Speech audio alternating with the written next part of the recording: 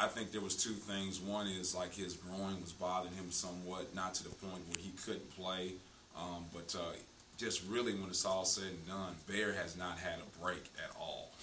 And so we all know that when it's all said and done, that Bear, if he has a chance to do something special, it's going to be on the football field rather than the basketball. And I wanted to make sure that he took the time in order to get ready for spring practice and get himself prepared for competition at that wide receiver position, because I know it's going to be a competitive deal. So, I think more so than anything, Bear just needed a chance to actually recover from playing full year of football and basketball to get ready for spring football. You've got a three-point shooter coming in. I don't mean to harp on three-point, but that's obviously the weak point of this team right now. Maurice Dunlap. Is he going to try to come in early? Because you're probably going to count on him next year, not just for bench, but to actually play, aren't you?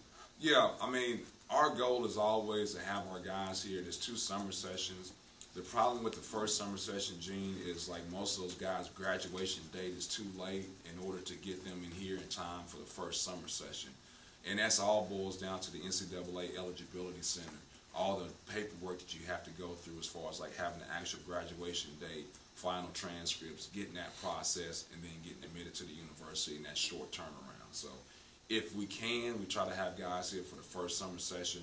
But with the way guys' graduation date is usually so late, especially here in the South, it's really hard to get them here in the first summer session. But we'll definitely have all of our incoming guys here for the second summer session. I think IJ was able to get his stuff done in time enough to get here for the first summer session.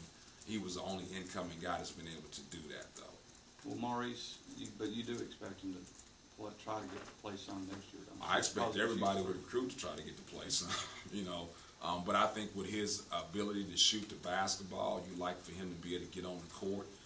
But the thing that it'll boil down to with him is just the physical strength, He'll have to be able to defend big, strong guys, and I don't know if he'll physically be able to do that yet.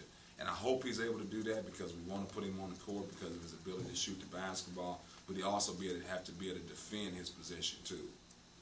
How healthy is Tevin going into the SEC tournament?